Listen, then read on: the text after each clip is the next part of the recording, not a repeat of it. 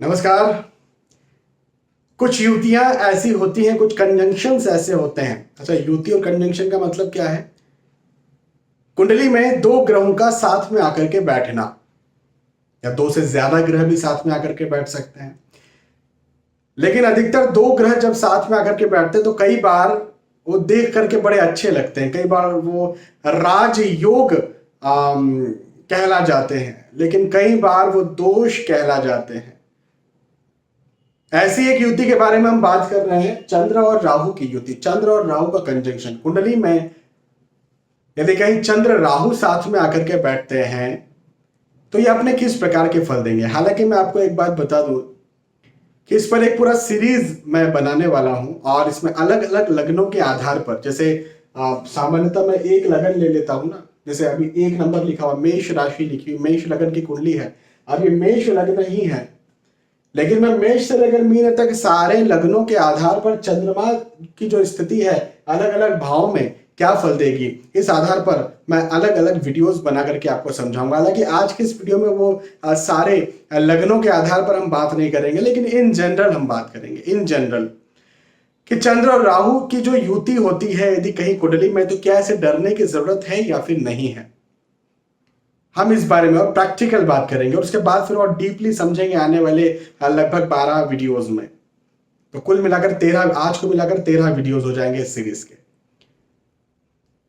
तो देखिए, यदि कहीं चंद्र और राहु साथ में आकर के बैठते हैं, मान लीजिए मैंने एक उदाहरण के तौर पर यहां पर बैठा दिया, अलग अलग लग्नों के आधार पर हम बाद में समझेंगे। कहीं पर भी आकर के यदि किसी की कुंडली में साथ में बैठते हैं तो देखिए, निसंदेह कहीं ना कहीं नेगेटिविटीज तो हैं।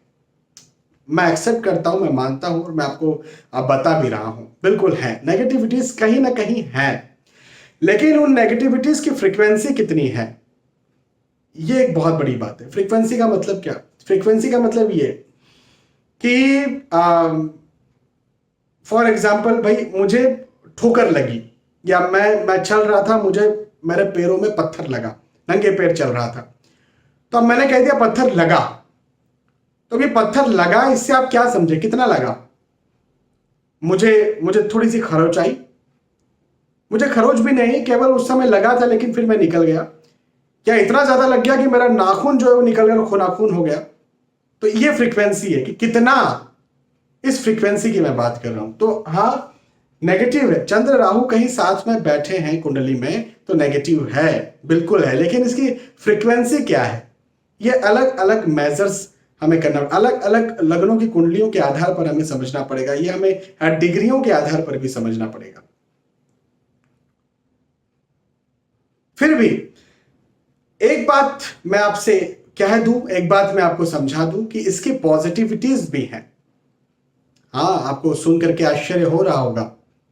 जी हाँ, चंद्र और राहु यदि कहीं साथ में बैठेंगे तो ये कई लग्नों की कुंडली में और कई जगहों पर, कई भावों पर पॉजिटिव रिजल्ट्स भी देंगे। तो आपको इसके लिए भी ये पूरा सीरीज देखना चाहिए।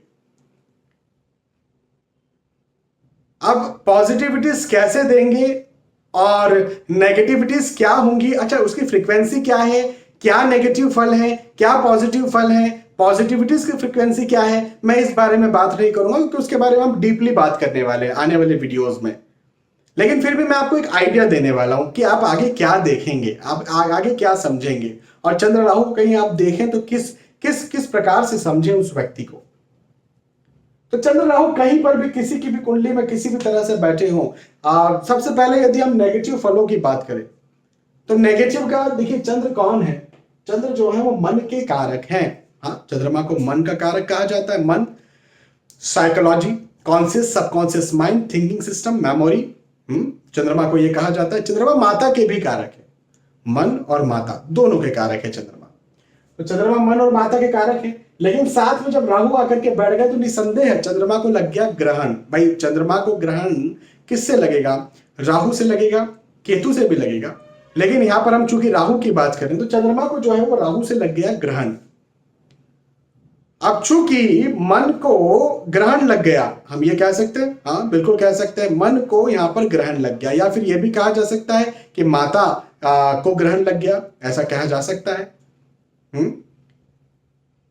फिर मैं कह रहा हूं फ्रीक्वेंसी कितना बड़ा प्रॉब्लम है इसका अंदाजा भी मत लगाइए आप। हो सकता है मुझे ठोकर लगी है लेकिन मुझे थोड़ी सी खरोच आई और मैं निकल गया, मुझे कोई फर्क नहीं पड़ता। ये भी हो सकता है कि मुझे ठोकर लगी और मेरा अंगूठा पूरा जो है वो निकल चुका है, खूना खून हो चुका है। फ्रीक्वेंसी पर अभी मत जाइएगा, केवल हम सामान्य तौर पर समझ रहे हैं।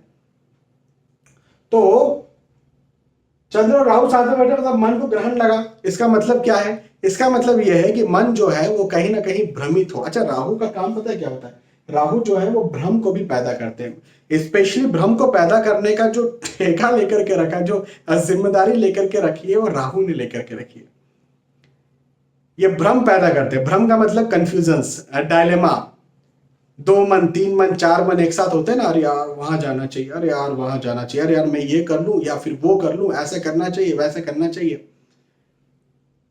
इस प्रकार से जो मन हमारा बनता है, 2 3 4 5 एक ही समय लेकिन अलग अलग मन होना, तो इन्हें राहु रिप्रेजेंट करते हैं। भ्रम को, भ्रम होता है कई बार कि किसी ने कुछ कह दिया, हमें ऐसा लगता है किसी ने कुछ कह दिया, हमारे लिए गलत कह दिया, लेकिन जब हम उसको क्लियर करने जाते हैं तो समझ में आता है नहीं वो हमने हमारे लिए नहीं कहा था, तो कुछ और बात थी। तो हम रियलाइज करते हैं अरे यार क्या भ्रम हुआ था मुझे। तो राहु का काम जो है ना भ्रम पैदा करना है। तो निसंदेह भाई मन के साथ भ्रम बैठेगा तो क्या होगा? चंद्रमा मन है ना, तो मन के साथ भ्रम बैठेगा तो जातक जो है जिनके कुंडली में चंद्र और राहु होते हैं उनको भ्रम बहुत जल्दी होता है, चीजों का कंफ्यूजन बहुत जल्दी होता है, डायलेमा दुविधा की स्थिति जो है बहुत ज्यादा जल्दी बनती है।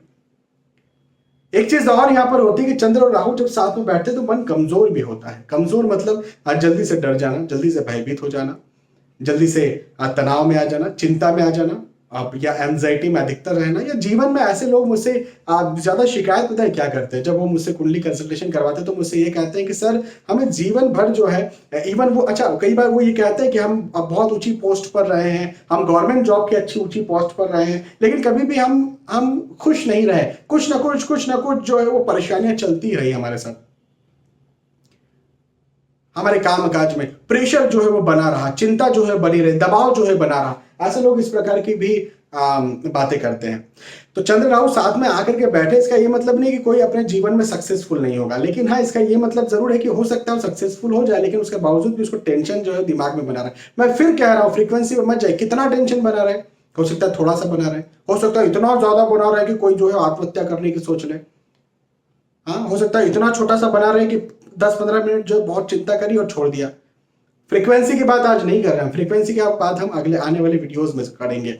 लेकिन टेंशन बना रहता है, कंफ्यूजन बना रहता है, डायलेमा बना रहता है, चिंता तनाव एंजाइटी बना रहता है, ये बात पक्की है।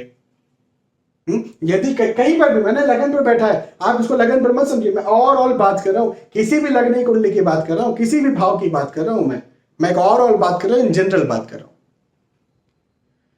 तो ये एक नेगेटिविटी जो है ना चंद्र और राहु के साथ में आकर के बैठने पर बनती है। जल्दी से हाइपरटेंशन हो जाए, जल्दी से ब्लड प्रेशर, जो हृदय संबंधी समस्या होती है ना, वो जल्दी से बन जाए, ये भी स्थिति जो है चंद्र राहु की वजह से पैदा होती है। भाई चंद्र मन के कारक है। ब्लड प्रेशर हाइपरटेंशन क्यों बनता है? बहुत ज्यादा फिजूल के विचार, जो नेगेटिविटीज हैं, जो चिंता तनाव एंजाइटी प्रेशर जो ज्यादा है, तभी तो ना ब्लड प्रेशर जो है वो खराब होगा, तभी तो ना जो है वो इंसान हाइपरटेंशन में आएगा। और चिंताओं की वजह से कई बार डायबिटीज की स्थितियां भी पैदा हो जाती हैं। तो कहीं ना कहीं डायबिटीज जब होती है तो इसे माना जाता है कि भाई गुरु जो है, बृहस्पति जो है वो डायबिटीज को रिप्रेजेंट करते हैं। लेकिन कई बार गुरु हमारी कुंडली में बहुत अच्छे दिखते हैं, लेकिन उसके बावजूद भी जो है वो चंद्र और राहु के साथ में बैठने की वजह से भी जातक को जो है, इंसान को जो है वो डायबिटीज हो सकती है। तो हाइपरटेंशन, हृदय संबंधी समस्या, हार्ट डिसीज, डायबिटीज या ऐसी समस्या जो ज्यादा चिंता करने से पैदा होती है, psychological problem, nervous problem, nervous system की प्रॉब्लम, सिर दुखना, माइग्रेन। तो ऐसी स्थितियों को भी चंद्रमा देव और चंद्र और राहु जो है ये साथ में मिल करके बैठ करके और कहीं भी मिल करके बैठे तो ऐसी स्थितियों को पैदा करते हैं। फिर दोहरा दूं, उसकी फ्रीक्वेंसी क्या है ये अलग से पता चलेगा, आने वाली वीडियोज में समझेंगे। तो ये एक नेगेटिव बात हुई, लेकिन मैंने कहा कि कुछ पॉजिटिव रिजल्ट भी ये दे सकते हैं। तो ये क्या बात हुई मैं बताता हूं। देखिए, अब यहां जैसे मैंने बैठा दिया चंद्र और राहु को साथ में, तो अब यहां तो खैर कोई पॉजिटिव रिजल्ट खासतौर पर राहु का मिलने वाला है नहीं। इस इंडिविजुअली राहु का, हाँ चंद्रदेव का इंडिविजुअली चंद्रदेव का बहुत पॉजिटिव रिजल्ट मिल सकता है इस कुंडली में। भाई सुखेश होकर के लगन पर आकर के बैठे हैं तो थोड़ा पॉजिटिव हो सकते हैं, लेकिन चंद्र और राहु जब साथ में होते हैं ना तो ये जो है ये युति जातक को सॉफ्टवेयर, आईटी और मेडिकल साइंस, मेडिकल साइंस में स्पेशली फार्मा में बहुत ज्यादा इनोवेटिव बना देती है। इवन आईटी सॉफ्टवेयर में भी, कंप्यूटर साइंस में भी बहुत ज्यादा इनोवेटिव बनाने का काम करती है ये वाली युति, यदि मैं काम काज कर्म की बात करूं तो। और उस इनोवेशन के कारण नए नए इनोवेशन भी करता है और बहुत अच्छा वो नाम कमाता है। ये चंद्र और राहु युति जातक को इन फील्ड में डालने का प्रयास करती है, जो फील्ड्स मैंने आपको यहाँ पर समझाई है, बताई है।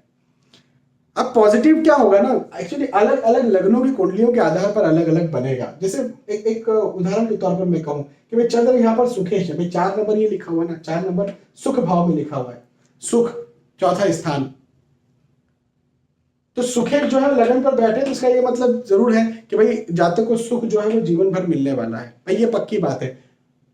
यहां पर यदि राहु अच्छे हो जाते, अभी है नहीं, हो जाते तो मैं कहता कि नहीं राहु भी अच्छे हो गए, चंद्र भी अच्छे हो गए, तो दोनों जो है वो जातक को जो है बहुत अच्छा सुख देंगे, भौतिक सुख सुविधाएं बहुत अच्छी देंगे, डिप्लोमेटिक माइंड जो है वो बहुत अच्छा देंगे। मैं हमेशा ये बात कहता रहता हूं ना कि राहु जो है वो बहुत अच्छा डिप्लोमेटिक माइंड देते हैं यदि अच्छे राहु हो तो। डिप्लोमेटिक माइंड का मतलब क्या, मैं झूठा फरेबी नहीं बोल रहा हूं, मैं यहां पर ये बोल रहा हूं कि कहां क्या कैसा किस प्रकार से किस तरह से निर्णय लेना, कहां पर हमें जो है सीधी उंगली से घी ना निकले तो उंगली टेढ़ी करना। उंगली टेढ़ी करने का मतलब हमेशा नेगेटिव वे में मत लीजिए आप।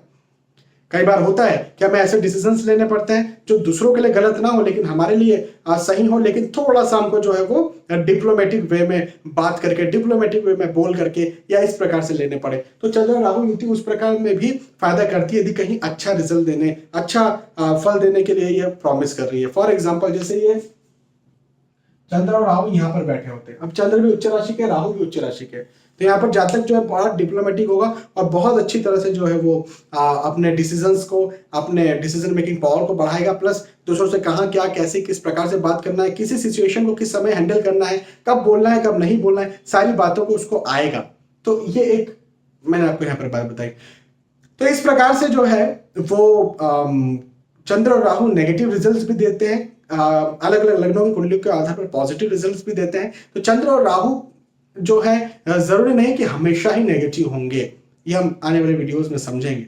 फिर भी एक आपको एक ओवरऑल मुझे इन जनरल बताना था कि आप जब चंद्र राहु को किसी कुंडली में देखते हैं और कहीं पर भी किसी भी भाव में देखते हैं तो कैसे आप समझे। हाँ आने वाले जो वीडियोस हैं, आने वाली जो सीरीज है, इनमें आप जरूर से देखिए। हालांकि आपको ऑलरेडी, यदि आप इस चैनल पर नए हैं तो आपको ऑलरेडी इस YouTube चैनल, हो सकता है आप इस वीडियो को फेसबुक पर देख रहे हो, इंस्टाग्राम पर भी देख रहे हो, लेकिन इस YouTube channel VS astrology YouTube channel की प्लेलिस्ट एस्ट्रोलॉजी लेसन हिंदी में आपको सारे वो वीडियोस मिल जाएंगे जिन्हें देख करके आप एक बेसिक एस्ट्रोलॉजर बन सकते हैं। हर ग्रह, हर लगन की कुंडली में, हर भाव में क्या फल देगा, ये सारे आपको उसमें बताए गए हैं। आप वहां जाकर के चेक करिए, चाहे आप इस वीडियो को फेसबुक या इंस्टाग्राम पर देख रहे हो, यूट्यूब चैनल VS एस्ट्रोलॉजी की प्लेलिस्ट एस्ट्रोलॉजी लेसन हिंदी में जाकर के आप चेक करिए। आप एक बेसिक एस्ट्रोलॉजी जरूर बन जाएंगे यदि आप बनना चाहते हैं तो।